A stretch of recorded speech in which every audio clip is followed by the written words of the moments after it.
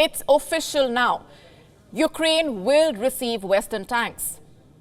After weeks of bitter disagreements and passing the buck, the NATO has spoken in one voice. It will be giving Ukraine what it asked for.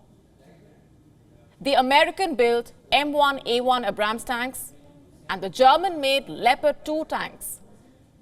In a matter of months, they will head to the front lines in Ukraine, help Ukrainian troops reclaim territories from Russia. The announcements have been made, the agreements have been signed, and now comes the tough part. How will Ukraine use these tanks? Is it even in a position to be using them? And I ask these questions because weapons cannot fight battles on their own.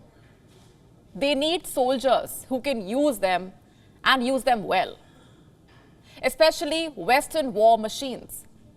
You see, they are very different from the Soviet-derived designs Ukrainians have fought with since 2014. Does Ukraine have the expertise to operate them? Does Ukraine have skilled personnel to be running them? These are questions it must ask itself. And I'll give you 3 reasons why. To start with, most Ukrainian troops have not been trained to use the latest Western weapons. Have a look at this headline from June 2022.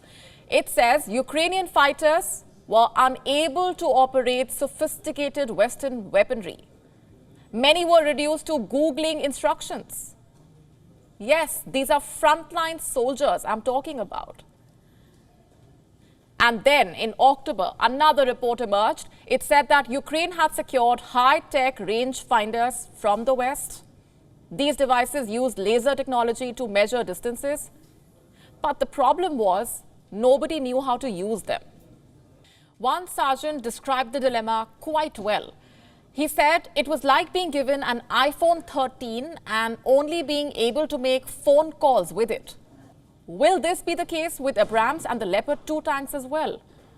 It could be. Reports in the Western media, in fact, are saying as much. They are raising doubts on the skills of the soldiers and whether these tanks are best for the terrain.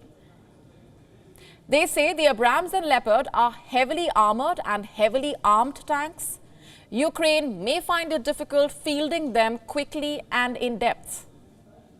Plus, adapting battle-hardened Ukrainian forces to use them well will be another challenge. And to back their claims, some analysts are pointing towards America's failures in Afghanistan. It supplied the Afghan military with equipment that never became fully operational, equipment that could not be maintained without massive logistical support. Of course, Ukrainian troops have a better experience of tank combat. But like I said, most of this experience is restricted to archaic Soviet weaponry. And that's the first challenge. The second one is the size and the weight of these tanks. If I speak of the Abrams, it weighs around 55 tons. And if I speak about the Leopard-2, it weighs a colossal 62.5 tons. Just for the sake of perspective here, 62 tons is equal to the size of 9 elephants, give or take. Can Ukraine's war-torn bridges bear such weight? When Russia sent its tanks to Ukraine, the first thing that Kiev did was blow up the bridges. It stopped the Russian tanks in their tracks. Literally, Ukraine is now facing questions on how these tanks will cross the rivers that have no bridges left, or bridges that have lost the capacity to bear any more than a few conventional vehicles at a time. And that's not all. The third challenge is maintenance. You see, these tanks guzzle more fuel, they need a larger crew, plus they will have to breach the minefields, weather direct hits by the Russian artillery, withstand the might of anti-tank weapons, and a barrage of air raids which Russia has already embarked on. We hope Ukraine has kept these possibilities in mind. And the fourth and last challenge is time.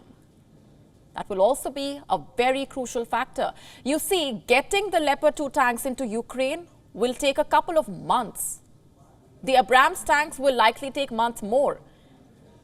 And that is just the delivery time I'm talking about. It will take Ukraine weeks to position these tanks on the front line and weeks more to train the crew and the maintainers. How does any of this fit with Ukraine's plan to reclaim territories? Or perhaps its plan to counter Russia's spring offensive? This question will get more significant in the days to come. They say teamwork makes the dream work. At Gravitas, we live by this motto. We believe in scripts, not stars. We believe in stories, not stature. We value collaboration, not dictation. This is Gravitas. You're watching Gravitas? A show driven by research, not ramblings. A show driven by a team, not one individual. From the writers, to the producers, to the designers and the anchors, we have a diverse crew with diverse opinions. Gravitas, India's only show steered by a team, not a cult of personality. WION now available in your country. Download the app now. Get all the news on the move.